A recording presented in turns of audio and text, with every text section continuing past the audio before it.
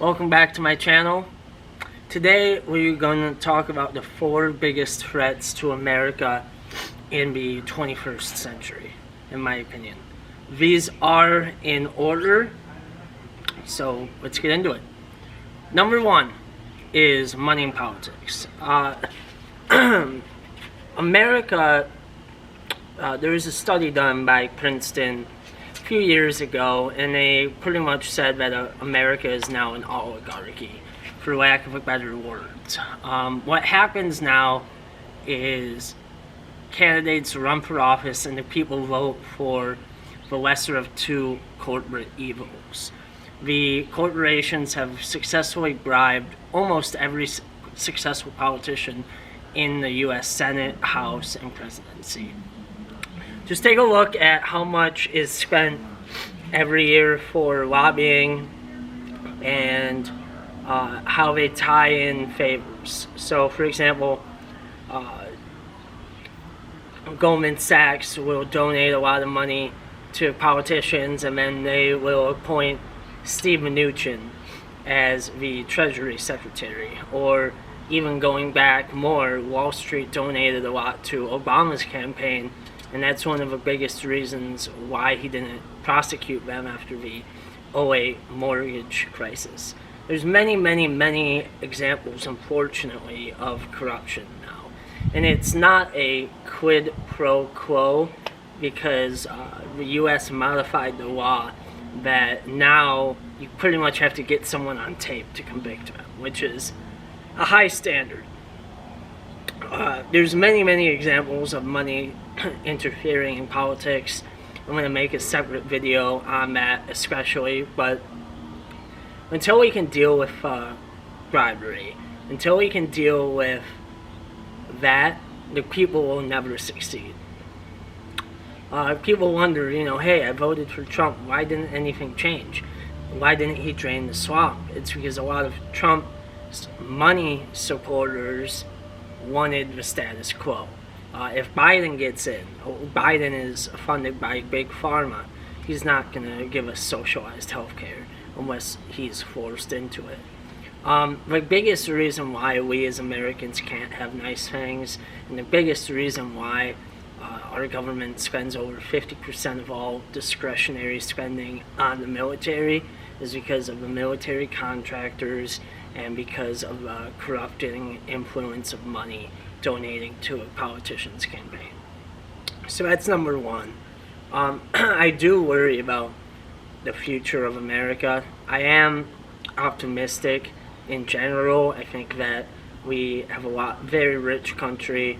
I think that people understand what the problem is, but we don't have politicians with morals anymore. A lot of them are lawyers, which I have a joke that if someone tells me they're an attorney, I say, "Oh, I'm sorry, I can't be your friend." It's a joke, but it's not hard to see why or where that comes from. So number 2 on the list, I have it here on my phone, is climate change. So climate change is only getting worse. The good news in it is that now even far right conservatives are starting to come around. For example, Ben Shapiro now is vocally stating that it does exist, which is very good, because a lot of his audience are the same people who doubted man-made global warming, climate change.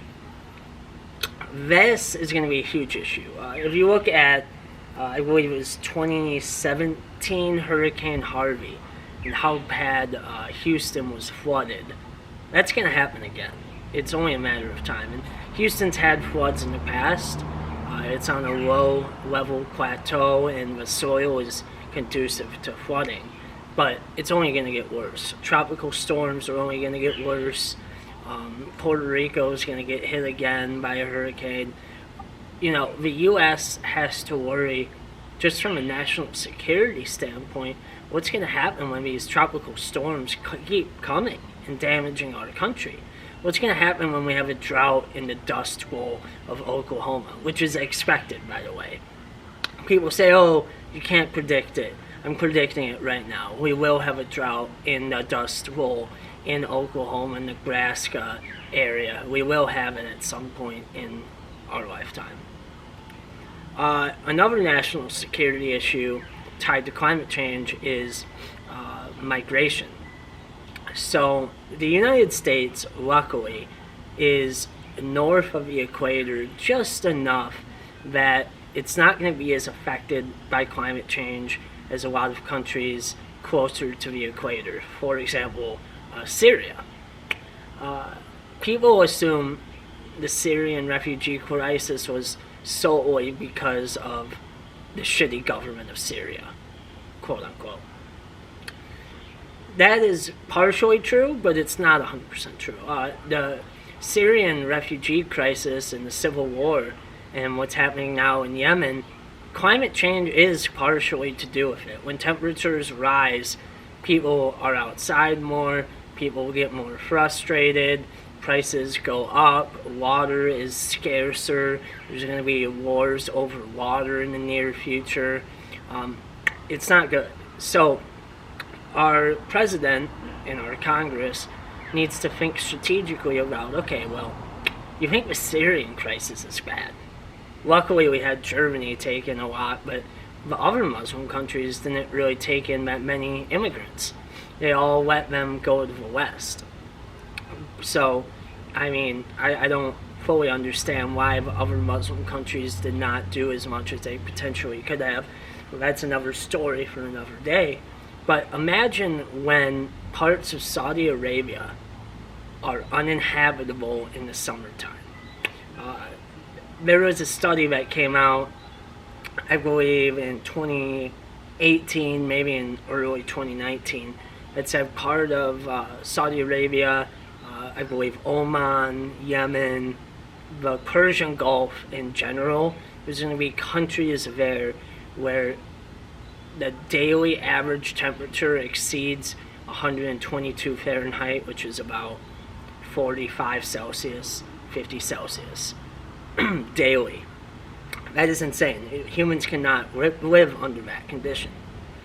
What's going to happen when all those people rush and try to get into the colder countries? It's going to lead to a huge migrant crisis. I'm predicting it here. I'm predicting that within 20 years, so by 2040, we're going to have another migrant crisis, and it's going to be based on climate change. If you go more to the east into Asia, you have Bangladesh, which is a country of over 100 million people, very, very poor too, by the way, which doesn't help. And the whole country is on a low-lying plain, which is very similar to Louisiana if you live in the United States. So if you live in the United States, you'll remember Hurricane Katrina and how that wrecked Louisiana and New Orleans and a lot of the American South because of how the land is structured. Bangladesh is the same. It's very low. I believe it's at sea level or like 1 meter above sea level. It's pretty much nothing. And as sea levels continue to rise, which is unavoidable, Bangladesh is going to suffer massive flooding. And where are all those people going to go? The whole country of Bangladesh is pretty much at sea level. And so pretty much their whole country, unless other countries band in and try to help out, their whole country is going to have and experience the brunt of climate change, if they haven't already. So that is why the United States needs to take climate change seriously. It's an existential threat. If we don't get our CO2 production under control, I mean, it's theoretically possible. And again, people say, oh yeah, no, it couldn't happen. But it is theoretically possible that we could turn Earth into Venus. If you study the planets, if you study astronomy, Venus used to be like Earth. And then they had a runaway greenhouse gas production issue, and they turned into a hellhole that's now Venus. It's entirely possible, maybe not likely, but it is possible that could happen in the U.S., especially in Earth, especially because of our man-made carbon output that is now melting the polar ice caps and the methane fields of Russia. The worry I have is that we're not moving fast enough. I've known about climate change since 2006 at least, when Al Gore woke us up to it with his first film. And people knew about it before then, but it took us a good 20 years to convince the majority of Americans, partially because of what Exxon has done and other oil companies. The oil companies and gas companies and people who own those have spent millions of dollars on lobbying and deceptive advertising, very similar to what the cigarette companies did, which is why it took so long for people to believe it. Mix in some politics, wanting the government to stay out of my business, and that's how you get to a situation we're in. I am optimistic, but it is a vital national security issue, much more so than China or Russia, which we'll get to in a bit. So, those are the first two. The third one ties in with money and politics, but it also doesn't. I named it the increasing surveillance, state and government political party polarization in the United States. So, after 2001, when we suffered the worst terrorist attack in United States history, 9/11, where about 2,000 people died, our government got very, very obsessed with national security, which, in hindsight, I can see why. They were afraid we would have new 9/11s. They were afraid that, we were going to suffer multiple terrorist attacks, thousands and thousands and thousands more would die. So it came from a good place. But George Bush and Dick Cheney at the time really went all out. They tried to get as much power for the federal government and for the states as they possibly could. But there wasn't any thought given to the unintended consequences of a policy like that. When they expanded the NSA spying powers in 2001, 2002, and subsequently the police and FBI, etc., no one was ever there to say, hey, should we be doing this? Should we be reading the average person's emails? Should we be monitoring the average citizen's phone calls? When they're questioned on it, they've set up a system now where England spies on America for America and passes the data to America so that they can get around the loophole of not spying on U.S. citizens. And again, that's not even 100% true, because I have on good authority that police stations around the world and in the U.S. are now using Stingray devices. The FBI is using Stingray devices. The NSA can check anyone's emails or anything, no questions asked, and there's really no policy on the surveillance state. While I do believe still that the NSA and the FBI, CIA, I really do believe that they are patriots. I really do believe that in 2020 they are trying to help us. They're trying to protect us. They're good people. But they have power that Adolf Hitler would have loved to have. They have power that the Stasi couldn't dream of. People consider the Stasi the biggest surveillance state of all time, but now, if you really look at it objectively, modern day China, modern day Western countries like Australia, New Zealand, US, UK, Canada, those are the modern day Stasi. And while they might have better intentions, it's something we have to worry about, because whenever a government has too much control over its people, then you actually run into security concerns. People say if you trade freedom for security, you get neither. And it's true. You know, if we keep going down this road, we could get to a situation where someone like Trump, could theoretically try to take over. And again, people say, oh, well, we have a constitution, and that would never happen in America. You know, point somewhere in American history where that could have. It hasn't happened yet, but it's happened in other countries. What makes you think that we're so different? You know, human nature is human nature. What I worry about is that we're creating the opportunity for it to be done. And when people say, oh, well, we have a constitution, we have a lot of people who think the Constitution is a living, breathing document which is open to change. So that right there eliminates the argument. Number two, we have a Fourth Amendment which protects us from search and seizure. But that's not stopping the NSA. So they're already disobeying the Constitution. And that's why that argument does not buy. So I am worried about that. It's number 3 on the issues of the 21st century that Americans need to pay attention to. Number 4 is what many people thought would be number 1, geopolitical rivals. So China, Russia, Iran, even you could even argue the ASEAN, the Asian Alliance. I think it's ASEAN is how they pronounce it. The EU, even to a lower extent, you could say that we're kind of at odds with the EU. I would not say that, but the EU will be a geopolitical, hopefully a geopolitical ally in the 21st century, but it's something that we need to consider. It's an important issue. We need to maintain our ties with the EU.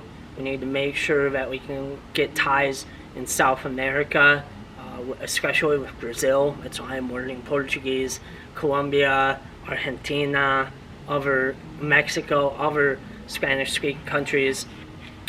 We also need to pay attention to China. China's been a creeping threat for decades. Pretty much since they opened in the 80s under Deng Xiaoping, they've been slowly liberalizing their economy and a little bit of their social values as well, which is good. But they have not made as much progress as people in the West have hoped. China is not a communist state anymore. It is an authoritarian dictatorship that uses capitalism. People say, oh, well, it's socialist or it's communist, but people in China actually receive less government support than people in the U.S. So it's not communist. The government does socialize certain industries. They force corporations to have a government member on the board, etc., etc. But I will just pose a question to you. In China, the government controls the corporations, and in America, the corporations control the government. Which one is better? I'm not sure. I don't like either one. China is rising in influence. They now have the world's best economy when you consider PPP, which is the relative value of goods. So you can't just look at GDP and say, oh, GDP per capita of the United States is 52,000, and so, oh, that's higher than China's 15,000, so America number 1. You need to consider the fact that you can rent an apartment in China in downtown Beijing for $500 a month. That's insane. That's very, very cheap. You can get a house in a nice city in China like Changsha, which has millions and millions and millions of people living in it.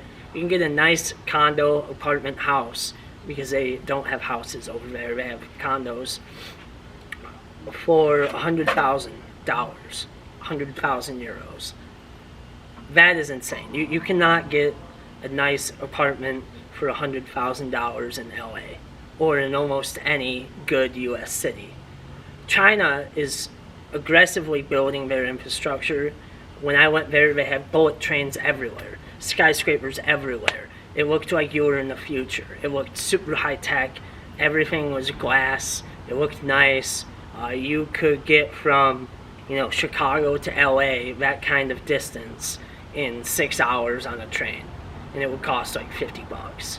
That's insane. We do not. They are beating us in terms of transportation. They're beating us in terms of GDP, price per capita. I'm sorry, PPP, and while they still do have a lot of agrarian people, especially in the west of China, they do have problems with censorship and government overreach and people in poverty. You need to understand that the Chinese government is doing everything they can to develop their nation as fast as humanly possible. People who hate on the Chinese government need to go to China and see what they've done. People always ask me, Evan, well, why do you like China so much? Because I've been there. I've seen what they're doing. That China is a good place to live if you can be okay with not having political rights. I wish you had political rights in China, but the Chinese are used to living under a king. They've lived under a king for thousands of years, and the Communist Party is no different. The Communist Party is the new king of China, and the Chinese just fall in line, and they say, okay, you're the king now, we'll do what you say, just make sure you take care of us. And the Chinese government is, by and large, taking care of the Chinese people. Enough that the Chinese people are satisfied. A lot of the young people I talk to, I have many Chinese friends, they're all satisfied. They say, yeah, I'd like to have free speech. I'd like to be able to vote, but, at the same time, we got the smartest people making policies. Our government, I actually know someone who, his dad was one of the economists involved in the Belt and Road Initiative. His dad helped formulate the Chinese plan to lend money to other countries to help develop them, and if the countries can't pay them back, they do a mini Hong Kong to them, where they annex their land for 99 years because they can't pay back the debt. That's genius. You could say, oh, that's not good, China's outreaching. Yeah, but it's a genius strategy. A lot of these African countries can't get financing from the World Bank because of human rights abuses. China doesn't care. China says what's best for China. And that's one issue where America needs to understand China doesn't play by the same rules. China always does what's best for China. So when the U.S. goes and, tries to get involved in some foreign country because our foreign policy is dumb, it's based on aggression, it's not based on strategy, China will stay silent. They won't say anything because they know they're working on a deal, a trade deal with us. China won't say anything when corporations are shipping their jobs overseas to China and setting up factories.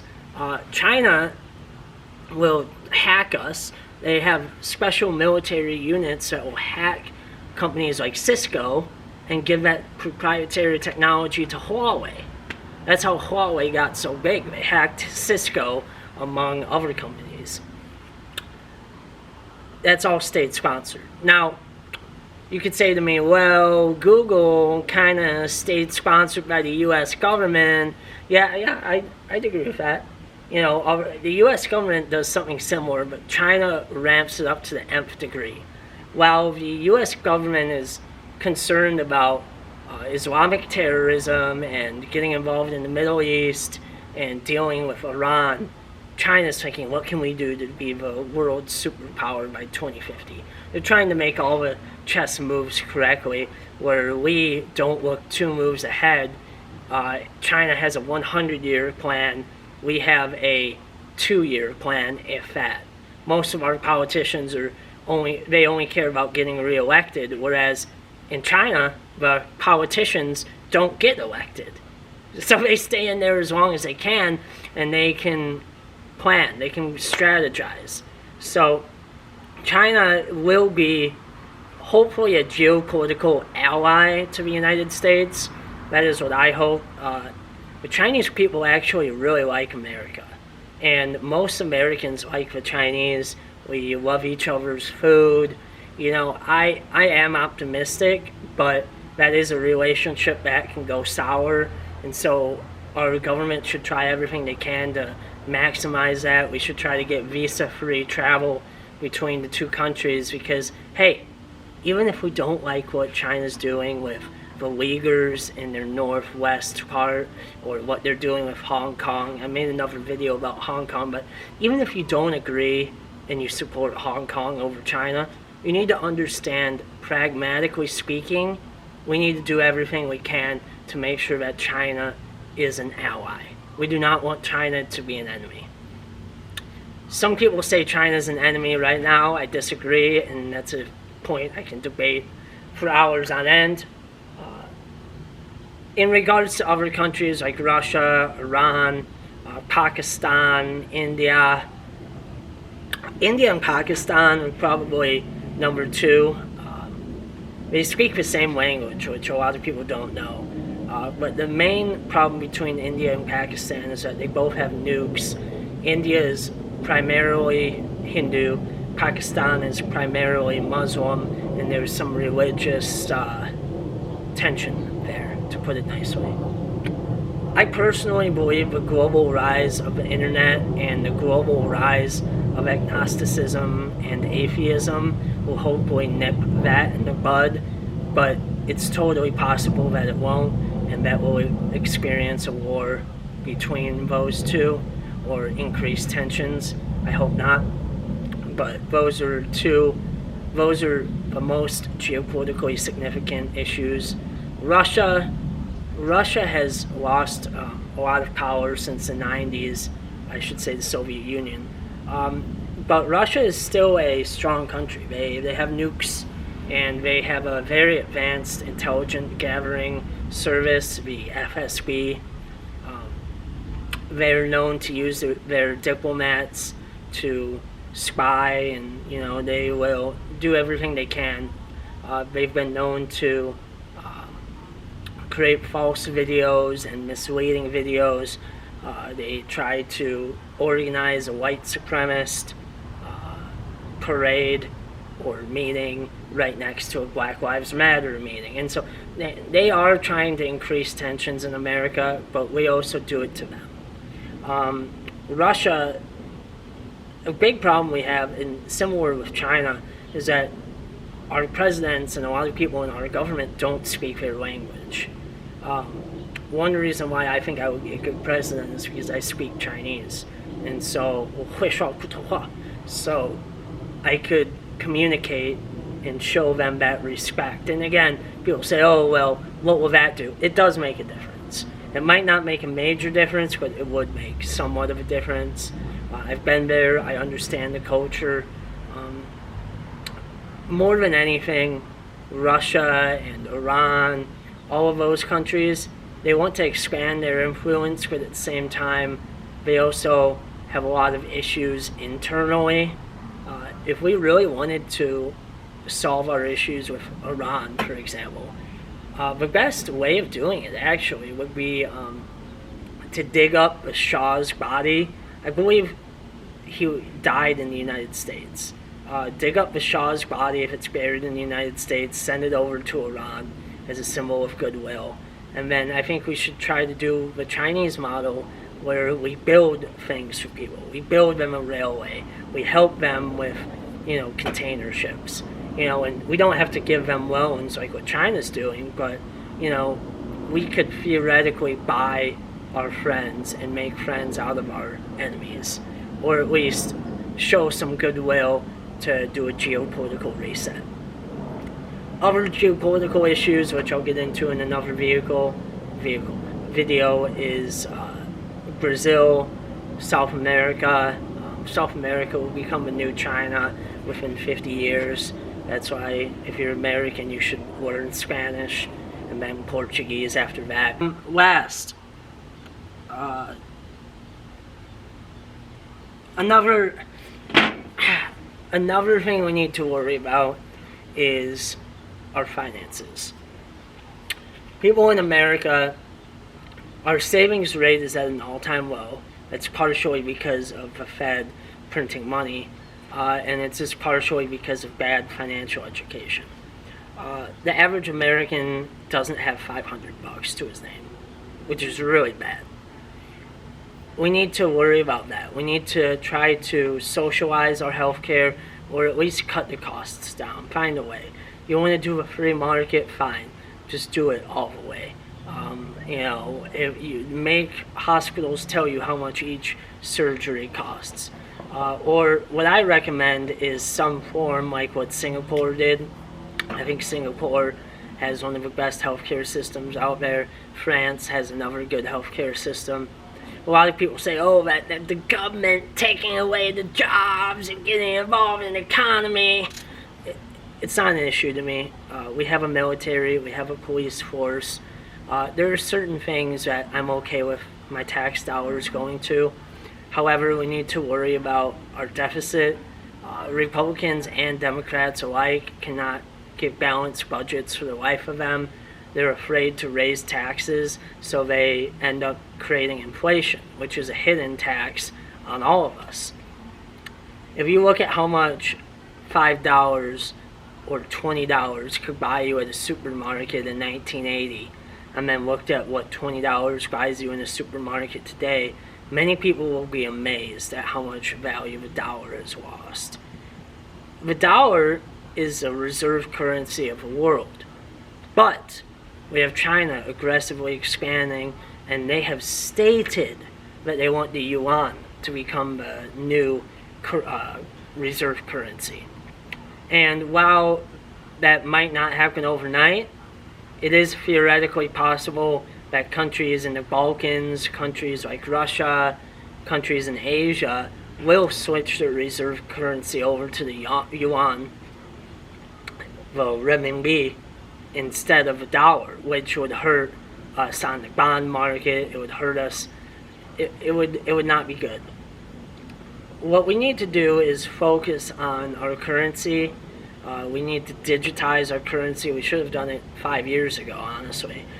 We should create some kind of Bitcoin version for the US dollar that is anonymous, because anonymity is needed, and that you can transfer in seconds. We are behind. For example, in China they have WeChat Pay, they have Alipay. They can send renminbi digitally. The majority of purchases in China now are done electronically. So that is an issue we need to worry about. That is something we need to pay attention to. We can't keep deflating our currency or inflating our currency. We can't keep printing money for no reason. We print money to fund the wars. We print money to fund tax breaks, but it's not smart. We need to worry about where our money is going. We need to possibly raise taxes, which is something people don't like to hear, but the value of a dollar matters a lot. So those are my big issues that Americans in America needs to worry about for the 21st century. If you like my video, please subscribe and give it a thumbs up, and comment below what you think. What are the biggest issues that Americans need to think about? Thanks.